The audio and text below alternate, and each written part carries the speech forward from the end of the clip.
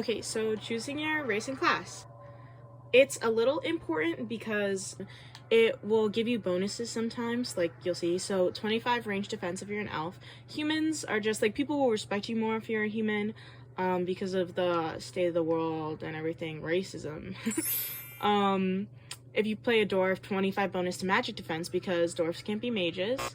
And then Quinaris are like bull people, and they have horns and stuff, and it's 10 plus physical damage resistance. Depending on what mission you are on, people might respect you less if you're an elf, so it might be harder for you to do certain things depending on your race and stuff. Let's do elf, because elves are fun. Boy or girl, the only thing it really affects is the romances, depending on if a character is straight, pansexual, bisexual. Let's be a female elf, because the female customizer is way better. Be a rogue, a warrior, or a mage. Depending on which one you choose, you can have different weapons, so you can either be an archer. I always do an archer. I'm better at long distance fighting. Archery is just super fucking cool. Oh, shoot! I'll censor myself. Damn. Okay, anyway, personally, I recommend a rogue or mage. I mean, mage, it's a little bit more complicated once you get to the skill tree. I think for this one, let's be a mage. Depending on what you choose, you'll get a little backstory, and that will also edit what people say to you throughout the game, so that your choices matter if you played the other games. Combat. RT is to attack. Continuously do RT to attack. Your little wheel thing, you can go LT to see all the spells you have in the back. This is a little cutscene. Drop your weapon now. Do you really think I need a staff to be dangerous?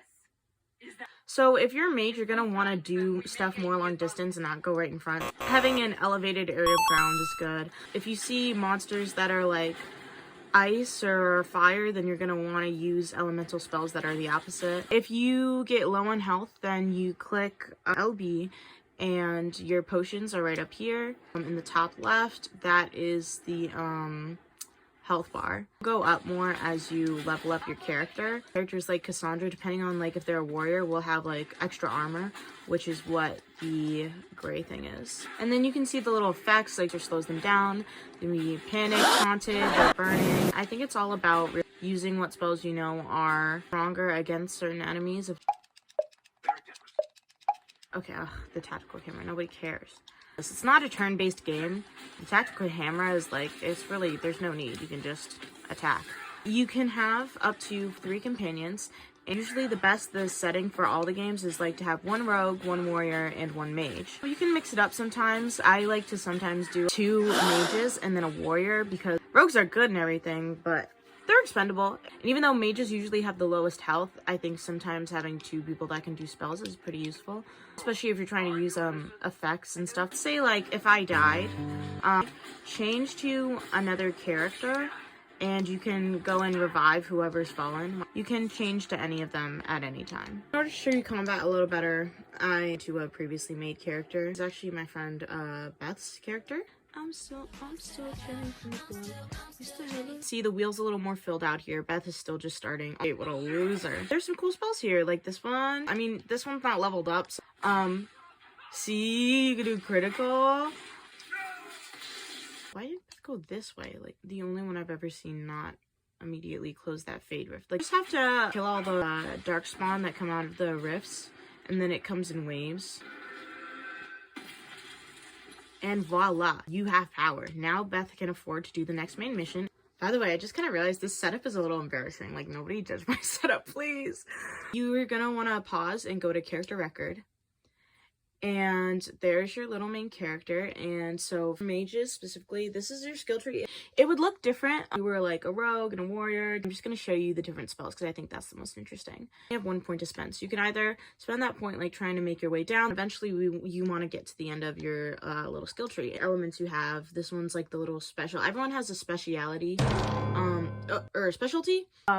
Dorian is also a mage, but he's a necromancer, little special trait, and then the golden abilities are like their most powerful one that's unique to them. You have these little extra categories. You can, let's do the ice wall, and then you apply by doing X, and then look, let's try out our new ability. See the war table, so you can unlock main missions by the power you have. If you collect enough power by closing fade rifts, you can afford to open up other areas. Mainly what you also want to do is your council busy.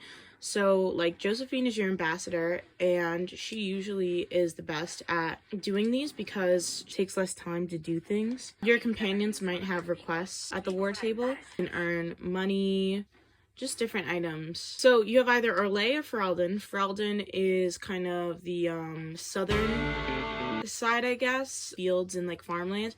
And what I get first is propping it up on the trash can with a tissue box. You should have at least one person gather coin because you want money.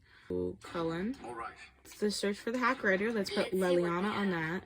And you'll see what the things are about in the description, but the point of the war table is to get items and unlock areas in main missions. Last but definitely not least, loot, loot, loot. You want to loot whatever you can find, whatever enemies drop, all the time. You can press down on this to search for where loot is. Right now I'm in Skyhold, which is your main base of operations. But you definitely want to loot because that is how you will get good armor. That is how enemies will drop really good weapons, and then you don't have to craft it.